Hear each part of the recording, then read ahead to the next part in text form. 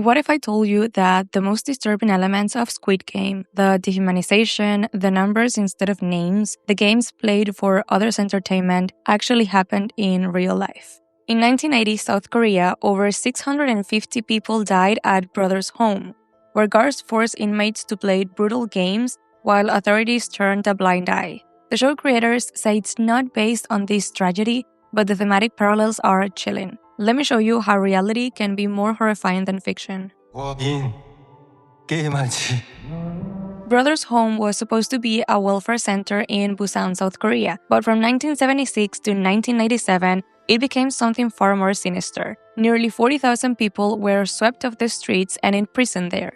Not vagrants, but children walking home from school, people visiting the city, and basically anyone without proper ID from the ages 4 to 80. The facility was run by Park In-kyun, a former army sergeant who presented himself as a devout Christian, reforming society's unwanted. The government even made propaganda films praising his work. But behind those walls was a concentration camp where people were stripped of their identities, given numbers instead of names, and forced into blue tracksuits. Does that sound familiar? Life inside Brothers' Home was hell on earth. Inmates were crammed into barracks designed for 500 but holding over 4,000 people. They slept 4 to a bed, heads to feet infested with lice, and barely fed. Every day started at 5 a.m. with military-style training, and then came forced labor, building construction, factory work, farming, with Brothers' Home pocketing their wages, and those who couldn't meet quotas faced savage beatings with baseball bats. But the most disturbing parallel to Squid Games was how the guards turned survival into entertainment. They created games where inmates were forced into stress position, hanging upside down from their bunks until they fell unconscious, and they called this one Hiroshima. Others had their teeth ripped out with pliers purely for the guards' amusement. It was systematic and nightly. Children as young as 8 years old were assaulted while other inmates were forced to watch, and women who became pregnant were given experimental drugs to force abortions. While Squid Game's creator has never cited Brothers' Home as an inspiration, the similarities are haunting, and there's one scene that makes this connection even more chilling. When Ji-hun argues with the frontman in the limousine, demanding that the games need to be stopped, the frontman coldly explains that the games are just a program to clean the trash that surrounds the world, with trash referring to homeless people and society's unwanted, and he says that the games won't stop until the world changes. This mirrors exactly what happened at Brothers' Home. The Korean government's official directive was to clean the streets of pests before the 1988 Olympics. Both stories share the same dehumanizing language, treating vulnerable people as disposable garbage. And this is not so far-fetched from reality since this keeps happening in Latin America, Europe,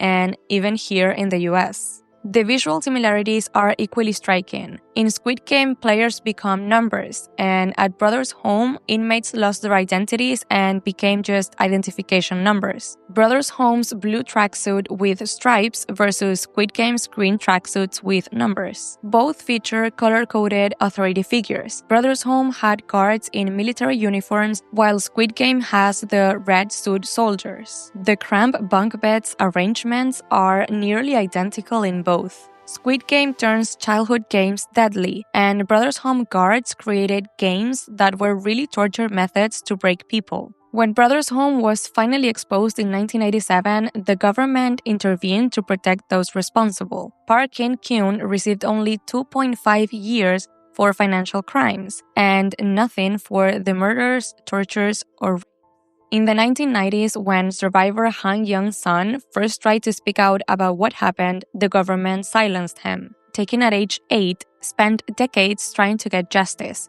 He staged a one-man protest outside Korea's National Assembly for 3 years, starting in 2012. His sister ended up in a mental institution, and another survivor's brother took his own life in 2009. Here's something interesting. Squid Game's script was rejected by Korean producers multiple times from 2008 onwards before Netflix finally picked it up. So some speculate that this was because major Korean media didn't want to touch content that might reference buried scandals like Brothers' Home. It wasn't until 2020 that South Korea's Truth and Reconciliation Commission finally acknowledged Brothers Home as a grave human rights violation by the state. Park In-kyun died a free man in 2016, never facing justice for the 650-plus deaths. Squid Game resonated globally because it exposed how systems exploit the vulnerable while the powerful remain untouchable.